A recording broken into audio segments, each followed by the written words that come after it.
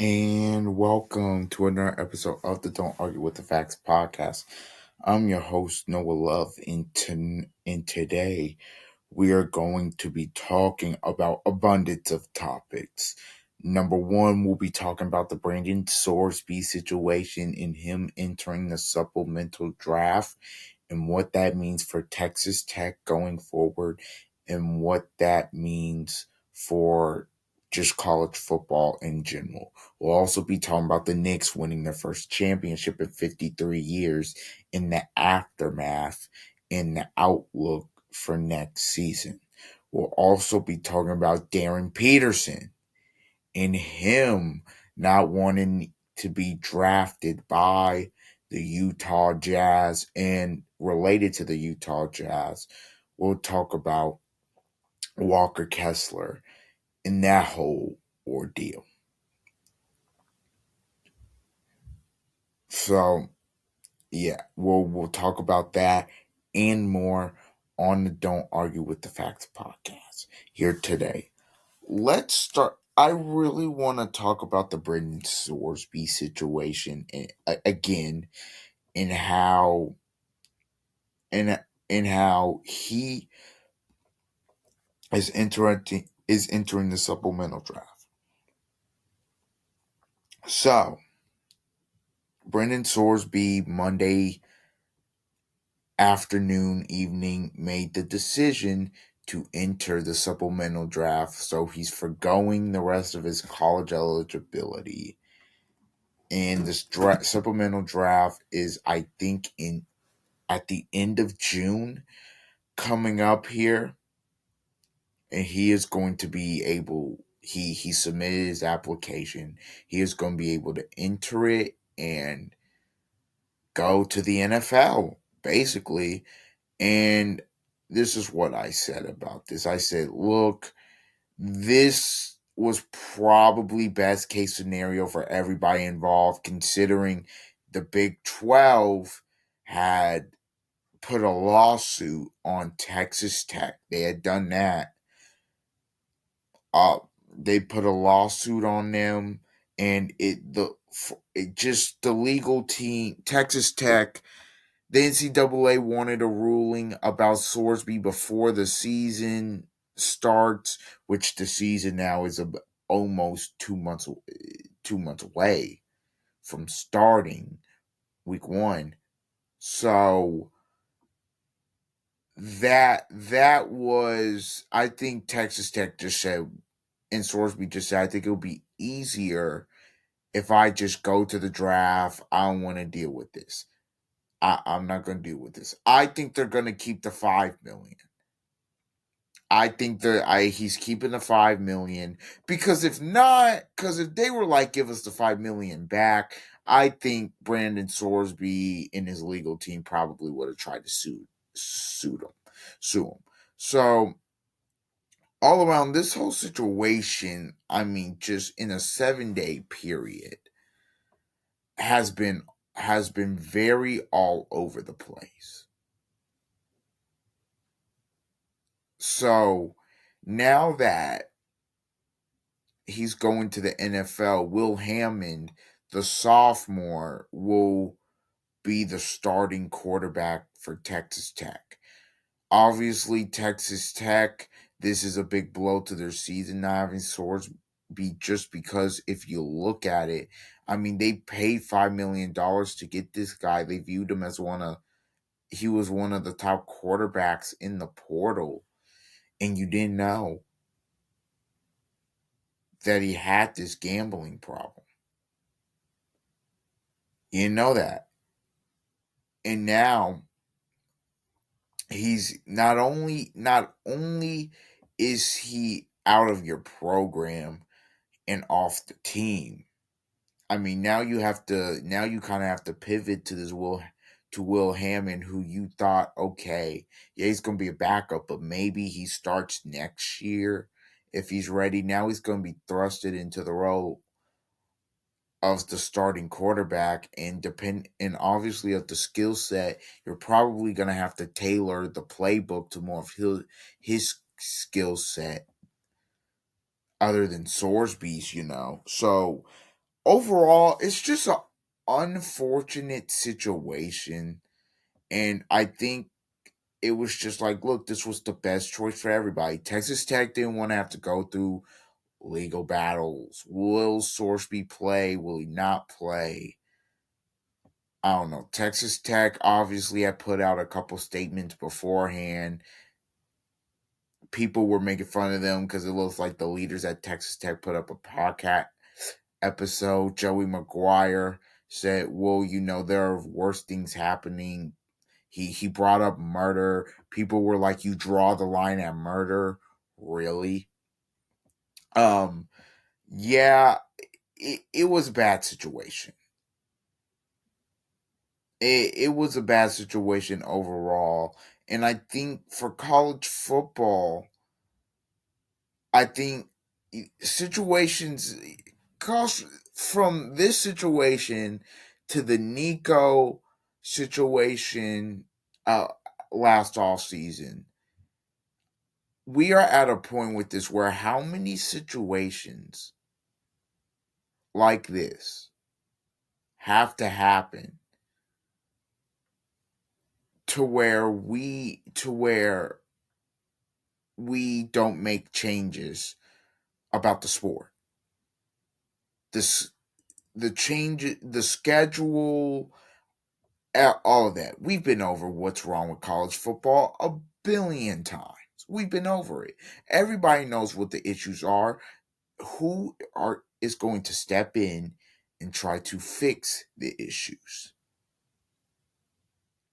That's what's going to be the big deal. So again, this Texas Tech Brendan Sorsby situation, it was crazy, but it's done. It's over now, and Texas Tech can now just focus on the season. Now, with Sorsby entering the supplemental draft, will Roger Goodell suspend him? Because there is precedent for that with Terrell Pryor when he entered the supplemental draft.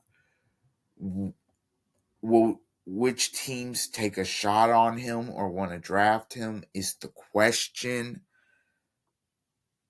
It's going to be very interesting to see his situation going forward. But for Texas Tech, it's just about now. The saga's over. Getting ready. Now let's just get ready to go out there and try to win the Big 12. Yeah, that's what's going to be about for the Red Raiders. Now, let's talk about the Knicks. The Knicks win their first NBA titles in 53 years. They beat the Spurs. Jalen Brunson, legendary performance, 45 points in Game 5. I want to talk about the aftermath because of this. Because, look, for the Knicks, I think this was an incredible playoff run. And you have to give them credit because you look at the regular season, 53 wins, very good team, but you look at 53 wins and you just go, it's a very good team. Is it a championship team? Potentially, potentially not. In the playoffs, I've never seen anything like it. They lost games by 1-1-4. So they lost games by a combined 6 points in this whole entire run. My whole question is, how did the Hawks beat them twice? Because they beat them twice and no other team beat them twice. I mean, San Antonio couldn't even beat them twice. Well, they could have if they didn't, obviously, blow the games. And that's a big and that's obviously a big thing with the series in the clutch down the stretch. For who should be the favorites going into next season, I'm just going to give you some. I think my favorites are probably the Thunder, because if you think that if the Thunder don't get hurt, a lot of people think they would have beat San Antonio, and then I think the Thunder would have been a better matchup for the Knicks, and they will went back to back. Okay, so people are going to have the Thunder, the Knicks, and look. and obviously this can change because the off season just started and the draft hasn't even happened, free agency hasn't even happened, all that. So I think the the Thunder, the Knicks, the Spurs are probably in the top three there in terms of championship contention. Then you obviously have Denver.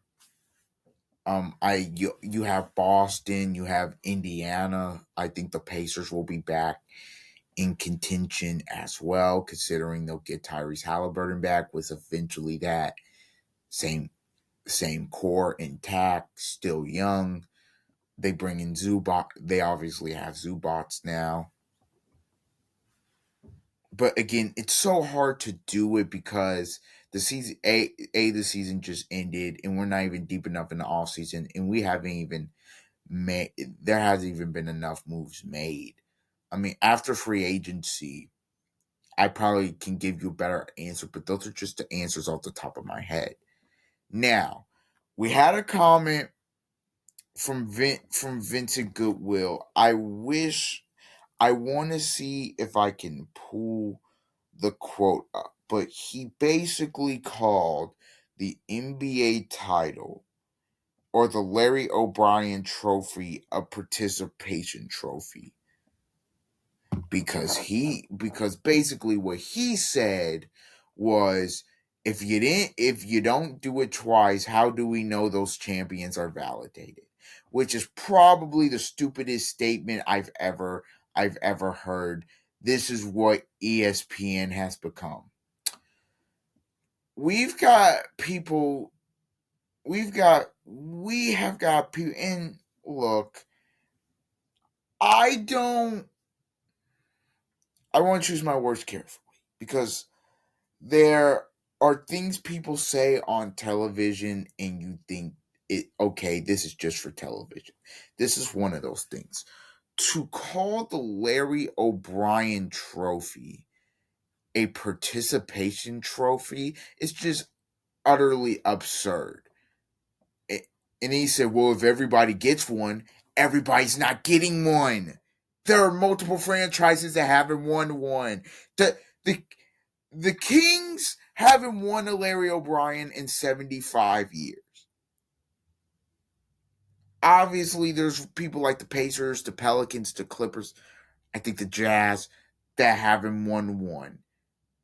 The last time the Blazers won the Larry O'Brien was the 70s. It is so hard to win one Larry O'Brien trophy and one NBA championship. To say that, oh, if you don't win it again, you're not validated. So the '04 Detroit Pistons weren't validated. Rasheed Wallace, Chauncey Billups, Rip Hamilton, Tayshaun Prince, they weren't validated.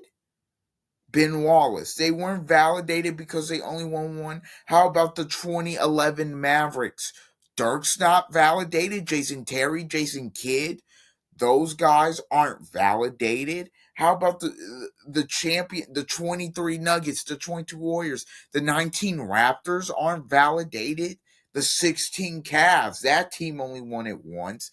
They're not validated. I mean, I just think that's stupid. That's dumb.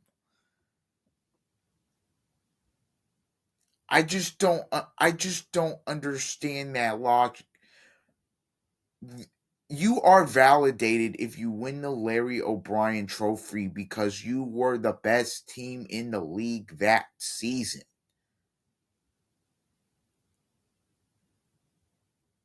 That's why you got the Larry O'Brien. And sure, was the East weaker for the Knicks this season? Absolutely. But if the Knicks were really fraudulent, they would have lost to one of those teams. They would not they would not have beat the absolute crap out of all of those teams.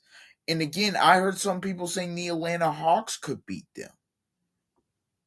And obviously for the last three games, I thought the Sixer series could have been a toss-up series. Little did I know,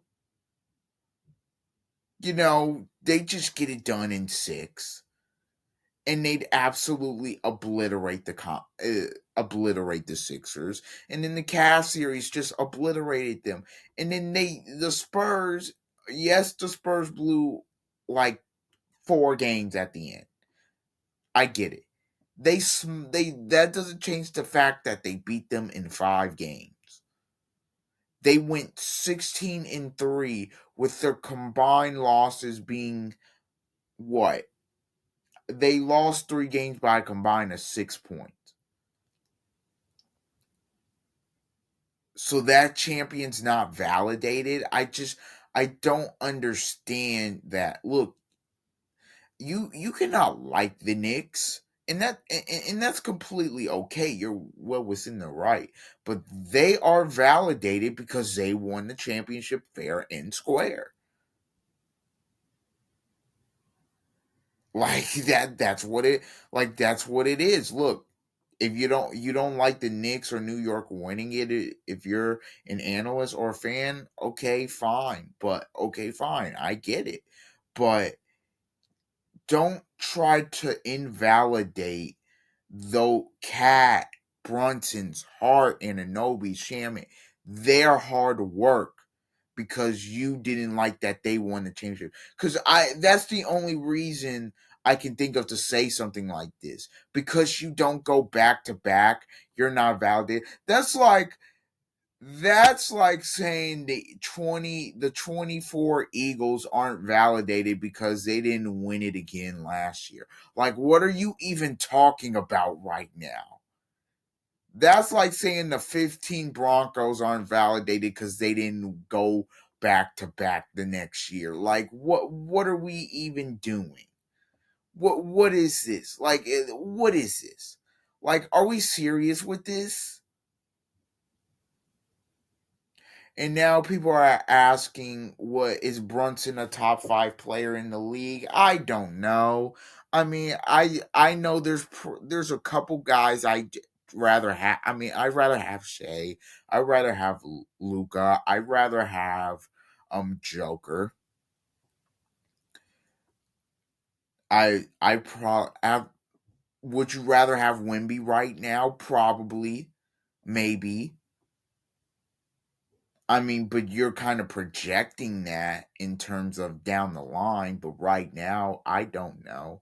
Look, it's like it's like the national media is trying to do anything and everything to take away from the Knicks championship. And I don't think that's right. If it was my team, I wouldn't like it, and I don't think that's fair enough to them. Again, calling the Larry O'Brien a participation trophy, like everybody gets a Larry O'Brien, when there are teams who have actively not won one, and there are teams that have actively have droughts of 70, 60, 50 years. I just think that's absurd. That's absurd. What are we doing? What are we doing? NBA discourse, like, what is this? That is one of the all-time awful takes I've ever heard. Look, I made a video about the problem with NBA media like last year. You could go back with that. You can go back and watch that. But that's just I just can't believe somebody would get on national TV and spew that. That's absurd. That's an absurd take. I genuinely hearing it. When I first heard it, I genuinely couldn't believe it. But enough of that. Let's go to some more NBA news. Darren Peterson doesn't want to be drafted by the Utah Jazz. Again, this is almost like the Ace Bailey situation last year. He worked out for Washington and didn't work out for anybody else.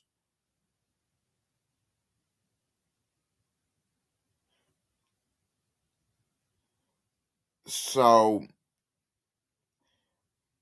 basically what it is, Peterson has been trying to force his way either to Washington or Memphis. Washington has the first pick. Uh, Memphis has the third. Utah has had teams check up on the availability on the number two pick. Atlanta is one of those teams who inquired on pick two. Utah have had their eye on Cam Boozer lately. However, no guarantee Utah picks at two in this upcoming draft.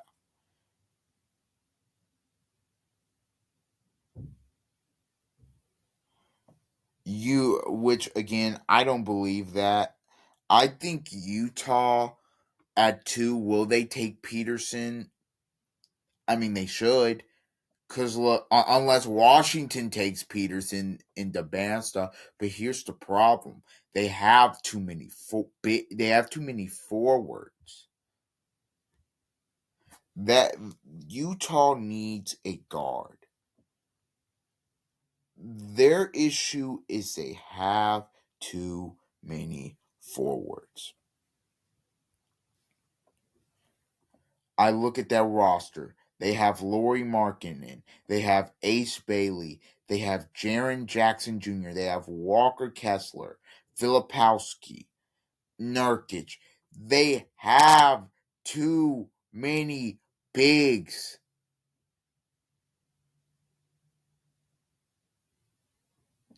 They need they need guards. So that's why I say they take Darren Peterson at two because you need a guard. What, you're gonna take Cam Boozer? Now you're gonna take Cam Boozer. Now, this Walker Kessler situation, because I'm gonna kind of tie this in, is very interesting. Walker Kessler is not happy with the way his restricted free agency has been going down with Utah. Him and his camp is not happy with it. Walker Kessler has reportedly, from Tim McMahon, Walker Kessler has reportedly rejected a 5-year, nearly $140 million offer from the Jazz. That's like 30 mil a year, 30 plus mil a year. And his camp is seeking significantly more.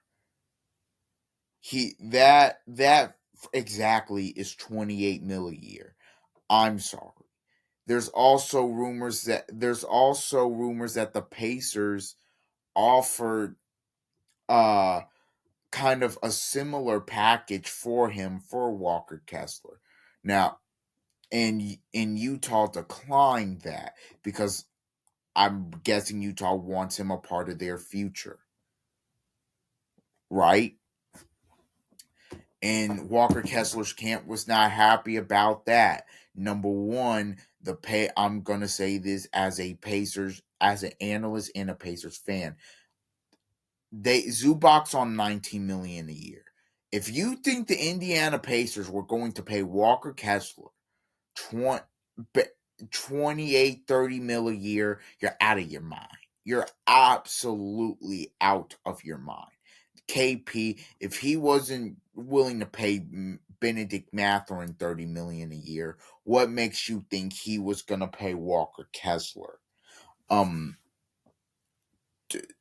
28, 30 million a year? So that wasn't gonna happen. That wasn't going to happen.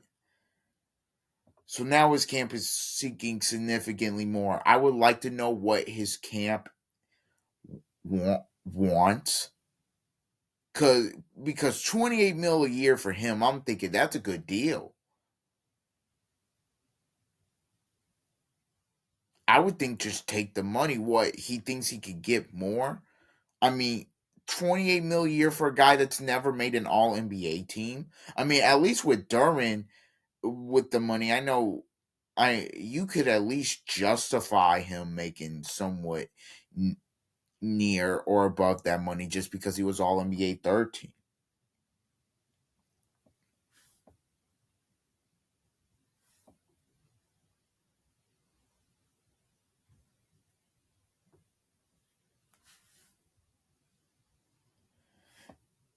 look, Walker Kessler, I think people look, I understand, and look, a lot of people now don't watch Utah Jazz basketball because, well, why would you? They stink. Um, but I think he is a very good piece for them just because he's a very good rim protector. He's probably one of the most underrated, if not best, in the league. His points per game have gone up every single year. He's probably one of the best five interior defenders in basketball. You can make that case. So I just think things are very. I just think things. I just think this is a situation to monitor. If they take Cam Boozer at 2, Walker Kessler's gone because there's no way they probably want to match whatever the offer is.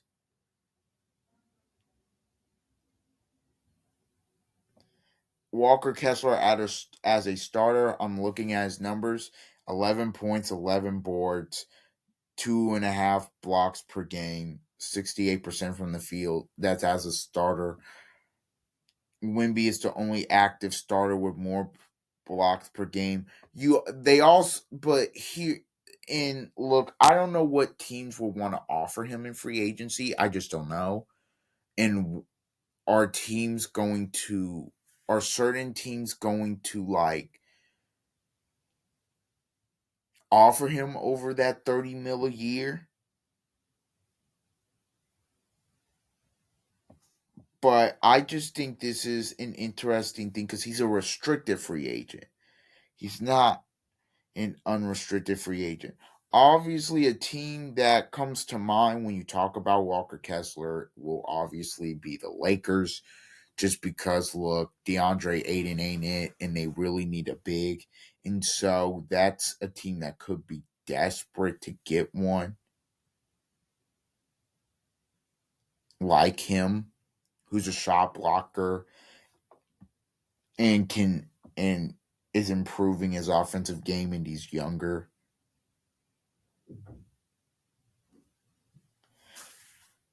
And maybe Walker Kessler's camp thinks that somebody could potentially overpay. And look, if Utah, it depends how bad Utah wants Walker Kessler. Like, because they can any offer they can match. Because he's a restricted free agent, so any offer they can match. But I just find these two stories highly intriguing, and it will be draft night will tell me everything I need to know. If Utah takes Peterson at 2, okay, they plan on keeping Walker Kessler, whatever the case may be. If Walker Kessler, if Walker Kessler ends, if Cam Boozer is taken at 2, then Walker Kessler they're just gonna let him walk, I guess. And that's a replacement. Because Utah, I don't find that poor. Oh, they're thinking about trading the number 2 pick in this draft. Yeah, okay, you're not trading the number 2 pick. So yeah, I think this is really, I think this is really interesting because I think he's around 22, 23 years old, somewhere around there. So he hasn't even really hit his prime yet. So yeah, I think so. I just thought those couple stories have been really interesting. Now, for the for the last one, this is the last story, and it's going to come back to Giannis. Giannis has been rumored to either go to the Heat or the Celtics. And I just want to say this. Number 1, Miami doesn't even have the assets, or at least for Milwaukee, they shouldn't have the assets. They don't have the assets to make that deal, in my opinion. Because where are you going to give them? Tyler Hero, Jaime Jaquez, and a bunch of picks? That doesn't suffice me. I look at Oklahoma City and I say, if they're willing to make a trade, Chet Holmgren, and they've got more picks than anybody. Boston, could they give me Jaylen Brown in picks? Yes, but then there's rumors about a third team being involved, and if that happens, they'll get picks from them, and Giannis would go to Boston, and Jaylen Brown would go to that third team, whether it's Atlanta or Portland. It's crazy. Giannis wants to be in Miami, is the report, but I just don't see it. And even if he does go to Miami somehow, some way, does that really move the needle? Does Gian, does Gian, does Giannis make Miami better than New York? Does he make them better than Detroit? Does he make them better than Boston? Does he make them better than Indiana? Does he even make them better than Cleveland?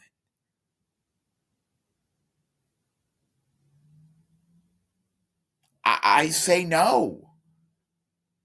Will they be a playoff team? Yeah, sure. But do I think Giannis makes them a championship team? I just no, I just don't think their roster at that point would be good enough. Now, if he goes to Boston and you pair him with Tatum, that would be interact. That would be very intriguing. Now, I would have to ask about the role players in the depths, because I've seen, because look, the in this day and age, the formula is have a 1-2 punch and a bunch of good role players in depth. That's the key. If you look at the champions from really 19 on, you have Kawhi, Lowry, and you've got great role players in depth for Toronto. Lakers, AD, LeBron in depth. Giannis, 21 Milwaukee. Giannis, Chris Middleton, and just I don't. Is Drew Holiday really a role player? I mean, but just good depth. I mean, you look at the 22 season, it was really just Steph in depth. But Steph in depth, I wouldn't say there was a. I mean, I guess if you want to say Clay, but Clay wasn't Clay. You look at the 23 Nuggets, Murray, Jokic, and you have great depth. 24 Celtics, Tatum, Brown, and great depth and great bench. 25 Thunder, Shea, J Dub, and fantastic bench. Obviously, this year, Brunson and Cat, and a great bench. And so I don't think, obviously, for Boston, your question would be the bench, but do you even break Tatum and Brown up? I'm on the side of no. They're both in their prime, and they've proven they can win a championship together. I just think you have to change your approach in terms of they've shot I agree with Reggie Miller when he said this on the Dan Patrick show. He shot way too many threes. They shot way too many threes, and they've been shooting way too many threes. And I just think you have to change your style of play. And if they don't, I think they'll be unsuccessful in the future. So yes, those are my thoughts on that. Thank you everybody for joining me today. This has been an episode of the Don't Argue with the Facts podcast. We'll have an NBA draft so preview up and reaction after that. But then after the draft, we'll start talking more. I mean, we've already talked college football, but what I mean by that is we'll start talking more in terms of who's going to make the playoff, who is going to win their respective conferences, previewing some of those week one games, and then we'll also be getting into more of the NFL. All right, everybody. Please like, comment, share, and subscribe. And until the next time, see ya.